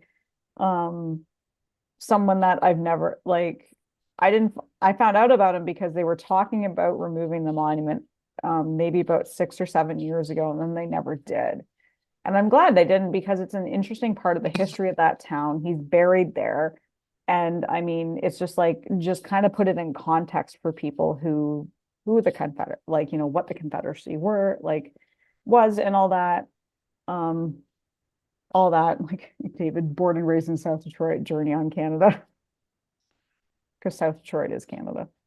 Yeah, there really is no South Detroit. Yeah. Journey got that wrong. Yeah. But yeah, we saw Secord's grave, and that was really, really cool seeing that. No, but it just goes to show there are a lot of people who you don't really associate with. You think of the famous names, but there's so many people who just have these great stories that people just don't study. Mhm. And the famous people are, it's he are the ones that everybody knows. But a guy like a Solomon Secord is a guy who you just imagine just the turmoil he was. He goes to Georgia just for his own health reasons, ends up having he has no ties to the United States. So it's like he doesn't give a shit about slavery or any of that Yeah. crap. But now he's a doctor, so now he gets kind of pulled into this 20th Georgia. He's one of Hood's guys, and he's one of Rock Benning's guys, and he's going to be a surgeon. He's going to be sawing bones for 24 straight hours, and Yeah. but then he treats Union guys afterwards Yeah. until he finally says enough is enough, and he's not tied to the Confederate Army, so he comes home and lives out the rest of his life. And there's a million people like this. There's so many people like this who Yeah. whether they fought or did some sort of secondary role that's not mainstream. And those are the kinds of stories really need to be told. So we definitely have to do one on Secord. We definitely do. Yeah. Yeah. And Jake said, our oranges that we got in Canada were taken from us while crossing back to the US and North Dakota. It's because you're not supposed to take that shit. You can't take plants or fruits or vegetables, right? You can't. No. You can't. That shit'll get confiscated. Yeah, you got to hide that stuff better, Jay. You got to stick that in the trunk and bury it. Stick it in all the beer like we did. We brought back half the beer in Canada back, and don't say two words about us. Although we did get hauled in. I had to because of my visa, so. I thought we were getting deported. You thought the gloves were coming off. No gloves on me. Wouldn't be my worst Sunday. Anyway, when we get ready to shut this down, it's already 20 minutes of 9. Time's running. It's almost our bedtime, Mary. We can't stay up late anymore. I'm still tired. No, but yeah, we will be. So our next episode is going to be on Yorktown. We're going to be having Dave Taylor on again soon. We're going to be dropping an episode about, or our episode with Alan Gelzo soon about his new book, Voices from Gettysburg, which is coming out May 21st. We are also going to be having an episode about Lew Wallace, and we are also. Where'd you go? She's back. We are going to be announcing our next book club soon, the date of it, but this is the book we're going to be doing. Well, it's I can't show it. God. It's Tim Smith's book and Albert Sidney Johnson, the new one. Okay, it's called Iron Dice Battle. So we're gonna be doing that. So if you guys know Tim Smith, we had him on last year. He is going to join us yet again. and we're Yep. going to talk about this book. And he was one of our faves though. Oh, he was fun. Another guy who didn't want to who wanted to stay, who could like Lionel Richie wanted to go all night long. He just enjoyed the Oh, he was conversation so with fun. everybody. He was such a yeah. So his book that came out, Iron Dice of Battle, which is about Albert Sidney Johnson. We're just working out a day with him. Um, Probably June or July. We'll see how that works out. But that's going to be our next book in our book club. Yeah, so there's a lot of cool stuff coming. So we're slowly episodes coming up, like you mentioned. I'm looking forward to the Manhunt one. Now we'll have a lot of fun with that, and then in Yorktown, and then we'll get Timmy in here. We got some other books coming up too. Hampton Newsom's going to be on with us at some point this Yeah. year. We'll get that done. We just got to get past the your school thing. Give us a little more free time. Yeah, yeah. And This 2024 has been a little disheveled. yeah, it's just been just because of the school and all that. We apologize for that. So if anybody is looking for the Iron Dice of Battle by Tim Smith, you can get it from Abraham Lincoln Bookshop. That's where we got our copy from. David Maxwell said it's a great book. And it's about, going back and like, it's funny, we're talking 2 Western theater book clubs in a row, which is, I'm kind of glad we're doing that because I feel like MJ and AQ do a book club with their Gettysburg These Honored Dead Facebook page, which if anybody's not a part of that, join it. Just, on Facebook, just search for Gettysburg These Honored Dead. They do a book club for that. And it's all Gettysburg related, addressing Gettysburg. I think they still do a book club as well. So we try and stay away from the kind of the Gettysburg stuff for book clubs. We look more at like, admittedly, I'm always suggesting the Western theater stuff because that's just. Well, I mean, it's different out there. It's a little more laid back. The East has the politics, the West has more nuts and bolts to it. But they're good. I mean, I think it's important. We had Ed on talking about Knoxville and East Tennessee last week, and we said before, I think a lot of people they're stunned when they find out that James Longstreet went west for a while. Yeah. Because he came back. I mean, speaking of Wilderness, he comes back for Wilderness, but he gets after Gettysburg, he gets sent out to Chickamauga, Chattanooga, up to Knoxville till he finally comes back. But there was a lot of people think he's a one-trick pony. He's just Gettysburg, and that's just not true. No. I think a lot of the books on Longstreet are focused on his Gettysburg because the Lee Longstreet thing. But his story in Chickamauga, but especially his post-war stuff in Liz Varen's book. If you like Longstreet, that's the book to read. Is Liz Varen's book because it's fascinating, the psychology of James Longstreet through the war and after the war, how he pulls it all together and that transformation he has. Definitely read that book. I'm telling you, you'll appreciate that. There's a lot of literature on Longstreet, which is great. There's Varen's book, and then if you want to know more about Longstreet at Gettysburg, definitely Corey Farr, and then Ed Lowe, who we had on last week for our book club. His new book, A Fine Opportunity Lost, is excellent and it's not just about Longstreet, it's about the Knoxville campaign, and he writes so well. Jake said, I know it's Trans-Mississippi, but theater, but MO, that's Missouri, right? Missouri, yeah. Missouri. Yes. Have we done some episodes? Well, we did a whole bunch of Pea Ridge. We haven't done one in a while. We did a bunch of Trans-Mississippi. We did Pea Ridge. But right, we did. But he's right though. But we did a lot of that stuff on that area, but because of the stuff we did. But again, there's a lot of cool parts of it out there that we can talk about and go back to it. But yeah, check out some of the Trans Am stuff we did, Transmiss stuff we did, because it's really cool to see how it goes. But all these things play into each other. But James Longstreet in the West and the post-war is really James Longstreet. The Eastern stuff, he's with Lee. He's trying to get his stuff done. But once he got away from Lee for a little bit, you could see he really wanted to do what he wanted to do.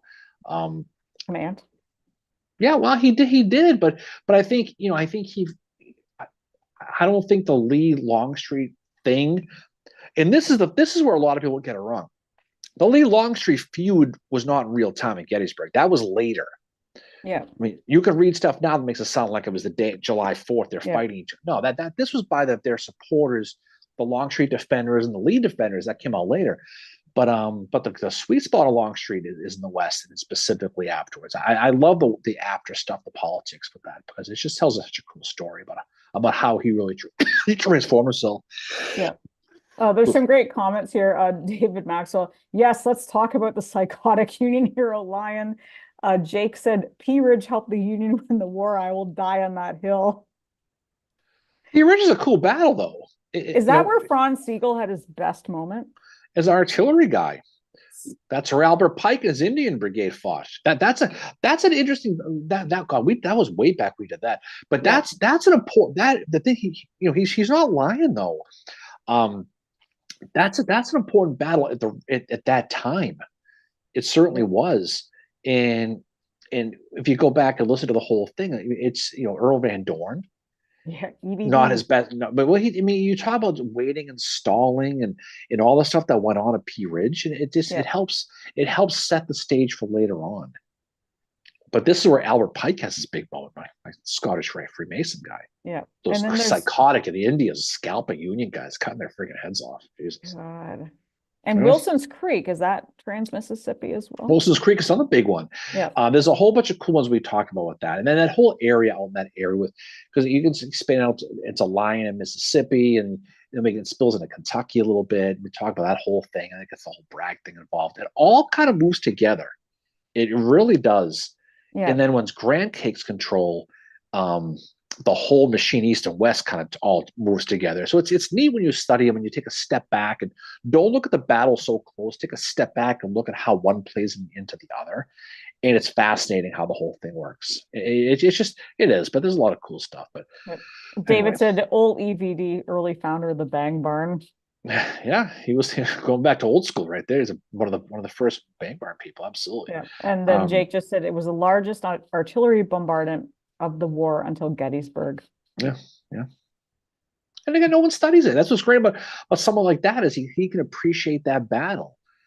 People don't know Pea Ridge and Pea Soup out here, right? No. But when you study it and you realize how important it was, if you're into the Civil War and you're interested in that part of the war, you realize how important that was, right? Because the learnings there, how they take the different things later on, and how some people have great moments there.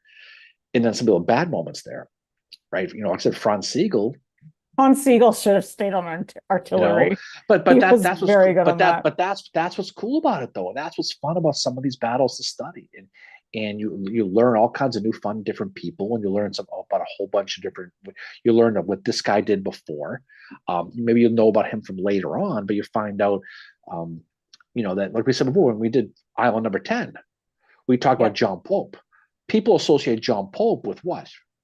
With Second Manassas or First Manassas, but especially Second Manassas. Yeah, they think of him and they realize that he had a great day at Island Number 10, and because of him, right, and because of Andrew Foote, admittedly, he helped open the Mississippi in the north to allow the Unionists to go down the river, which eventually turned to the siege of Vicksburg. That doesn't happen if it isn't for Island Number 10. So Pope has his good days too, but again, that's how Pea Ridge is. You got people who did well there or not as well there who did different things later on, but no one associates Pea Ridge. I think about them for later on. That's why it's cool. It's a little battle. That's what's neat about it. It's fun. Yeah, and before we jump off here, Jake and David, like Jake said, he'd love to have a beer with Lion and Van Dorn, and David said yes, but probably with whiskey. Yeah, Lion was a tough one. He went from St. Louis all the way across the state there, and Van Dorn was a different one. I mean, EVD was. Well, he's the one, looking for love in all the wrong places with old Dr. Peter's wife. Can I have my pass? Yeah, but these guys are all individuals, and that's what's cool about it is you get to learn about some of these guys. And you don't know them, but you sort of do by studying them. That's why people kind of fall in love with their subjects when they write books, right? Mm-hmm. Is because you get to know them on a personal level, even though they're long gone. I can say doing a project on the Killer Angels, and that was very focused on Michael Shara. I was like ready to be done it by the end. And that's no shot at Michael Shara, but it was like you literally, when you're focusing on that individual, you feel like they're with you all the time. Well, he turned basically a note about Hancock and Armistead into a love story in his book, right? Yep. It was a I just bro. like It I was, did it like for those that don't know, I did a whole project on the publication of Killer Angels yeah. last semester. And Killer it was, Angels was basically the TV show oh The my God. Entourage in the Civil War is what that was. Yeah. It was a bromance around a war. And that's all because of a couple of sources. And, hey, you know what? People still love it today. I love Gettysburg, the movie too, and I know a lot of people do. But it's all a lot of that is contrived based on certain letters. Yep. And they get and the funny part about it is they get Armistead and Hancock's personalities completely wrong in that book and that Yep. movie, especially Armistead. Oh yeah. Jake said Lion was cray cray, but he was fascinating. He was vicious, but when you Trying to talk remember about him from our episode now. but you're talking about Missouri. You're talking about guys like Bloody Bill Anderson and people in that area. You're talking about the guerrilla shit out there too. Yeah. That no one really studies. It's not this Napoleonic fighting honor. You're lacking valor, sir. You're talking about some pretty bad hombres out there who are fighting. I think you said that in our episode. It's true though. It's just it's true. But that's why they're all colorful personalities, and we get to bring them back to life again by talking about them and by putting them into modern context and trying to understand what they were, what made them tick about it. That's why we study history. That's why we do. Yep, exactly. So thank you to everybody for coming on here tonight, hanging out with us on a Tuesday. This has been the first time we've done this evening one in a while. And yeah, we got lots of episodes planned for the next few weeks. We'll be announcing our book club, the dates of it. We're going to be doing Iron Dice of Battle by Tim Smith. We'll be announcing the dates of that hopefully this week or early next week once we figure things out about that. And then we will be back here Sunday morning at 10 a.m. Eastern with our live, correct, Darren? Am I right? When are we doing a Sunday? Sunday morning. Yeah, we'll do it Sunday. Why not? Yep. Well, you had suggested that initially. I'm just going by what you said. I was half expecting to get no, we're not. No, we'll do it Sunday. We'll do it Sunday. It's all fun. But I'm looking forward to doing the next couple episodes. We got a lot of fun stuff coming down the stretch. All right. So let's jump off. It's Tuesday night. It's 9 o'clock. It's almost time to bed. I'm getting so tired. It's late. I can't say if it's 10 o'clock anymore. Driving to Boston tomorrow. We'll catch up with this. Anyway, so final words from you before we jump off. Well, thanks to everybody for being on here tonight. I just noticed Lynn popped on, our friend Lynn. So hey. Oh, hello. Yeah. Just in time to say goodnight. Yeah. Hopefully she can come down and see us in May, maybe Memorial Day. Yeah, we'll be in Gettysburg Memorial Day weekend, and then a few days after that. So if anybody's around, definitely always up for a beer and hanging out and maybe do some battlefield. Obviously Memorial Day parade in Gettysburg is really cool to see and all that. Glow Jam said, so always time well spent. Thank you. And Jake said, thank you. Well, thank you for being here. Thank you to the people that kept me up to date on the Indians score. Yeah, it's fabulous. Congratulations on that. Thank you so much. Thank you. I really appreciate the constant, Red Sox losing updates. That's always fun. Anyway, all right. So let's get ready to go. So we'll do this on Sunday again. We'll record again next week. But it's great. We've been doing this. We realize it's been this podcast will be 4 years old this summer. Can't believe how long we've been doing this, and we're still chugging along with it. It's still a lot of fun, and it's because of people who actually listen to it, like the people on this right now. Yes. So we appreciate your support and coming on and talking to us and making your comments and all that. And yeah, we will be definitely also trying to figure out when we're going to have our next roundtable again too, just so we can all hang out together in person via Zoom. Yeah, we're going to do that again. So that's always a lot of fun. Yeah, for sure. Okay. All right, guys. Have a great rest of the night. We'll talk to you all soon. Tomorrow's already Wednesday. It's hump day. So Howard hump day and Harrison hump day, Mary. We're almost there. We're halfway through the week. So off we go.